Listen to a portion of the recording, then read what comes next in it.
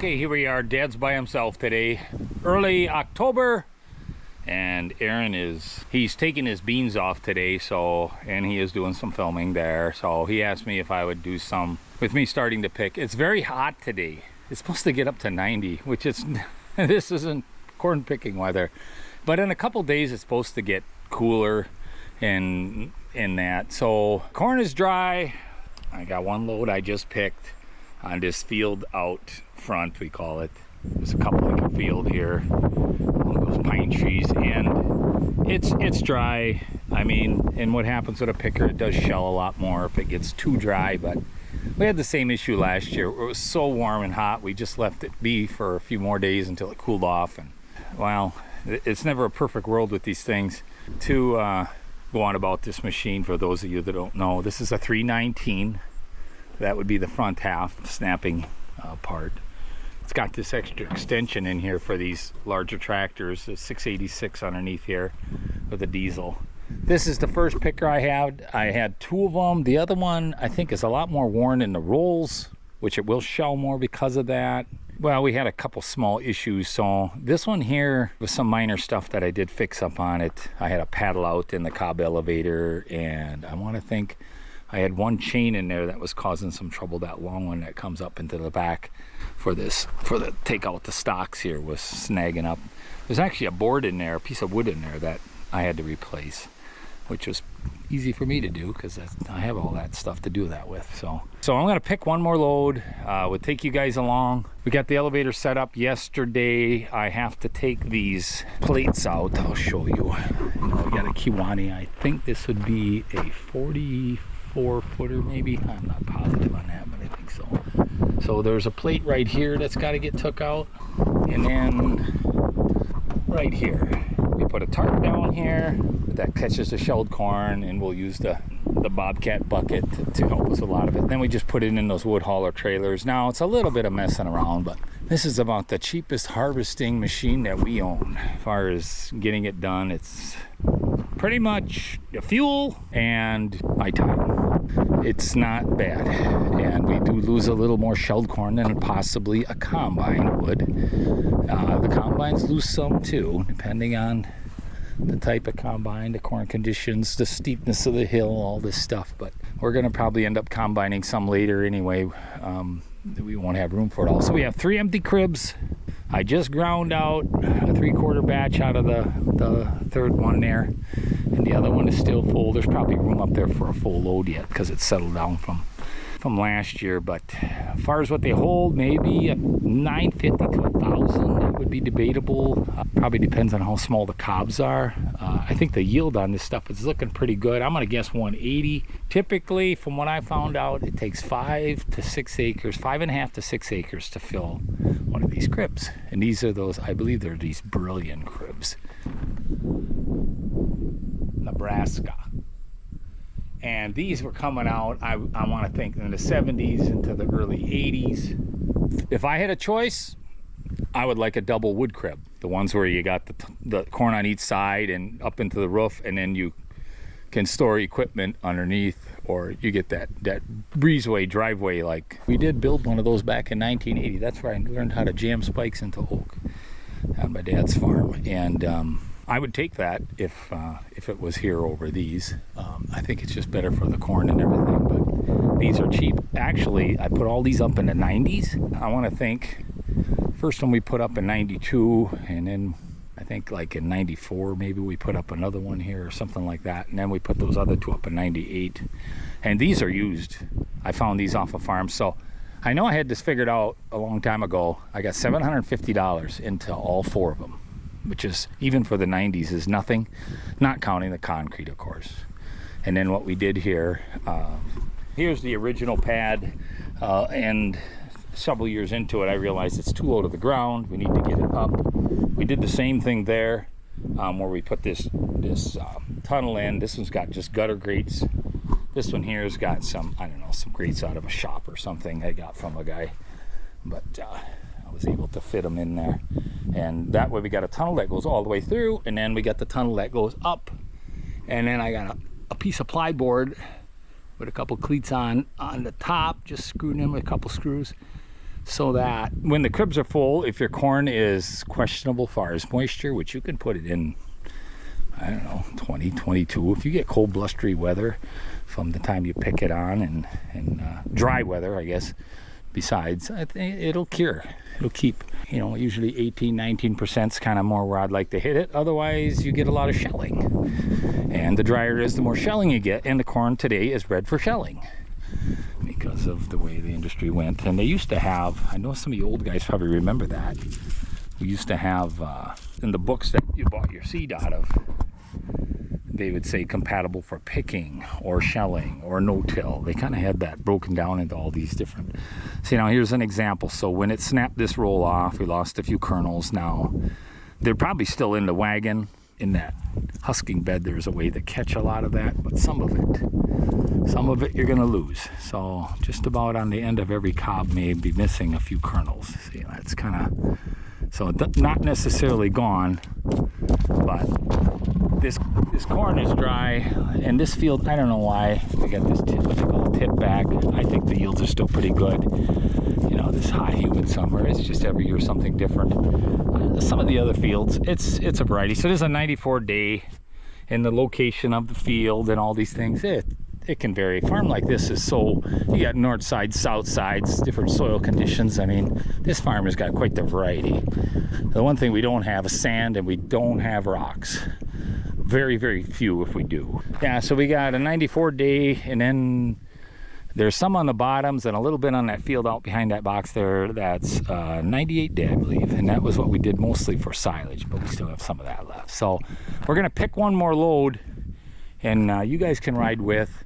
And I'm assuming after this video there'll be more videos of picking where we'll have some drone footage. I always love that too. It really puts everything in perspective, just to see everything from a bird's eye view.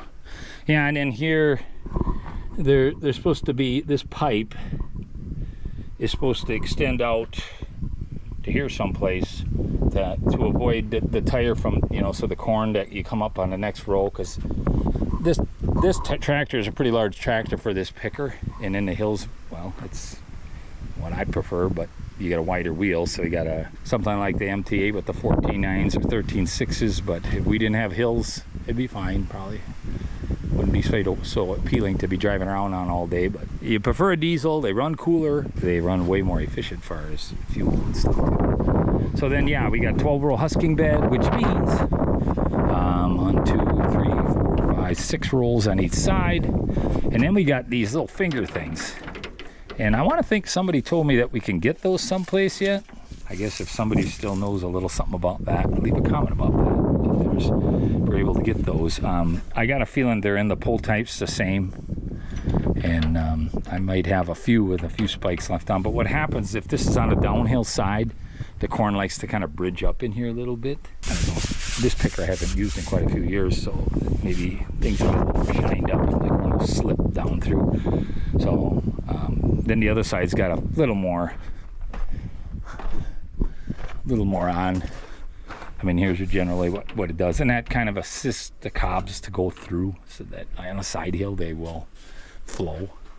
And then this one's got these little extensions on here for any kind of stock or anything, but you see how it's breaking, and I don't think that's anything too critical. And then this side I did put a rod on. Oh God, that's gotta be 25 years ago.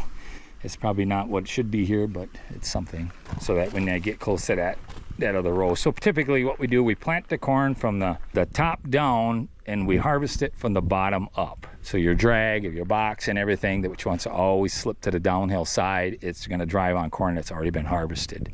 So there's kind of a strategic plan with that when you're planting in the hills for how you're harvesting. And with combine, well, you can cheat a little more with those, especially if they're quite a bit narrower than the amount of roll width rows you're taking off. One more thing, I know we mentioned this in the past, these are getting a fewer and further between. This one's actually in pretty good shape from a lot of what I've seen, and the other one, just looking at them, you'd think the other one was looking like new yet, and it's very well cared for. Before I even got it, it's just worn so bad.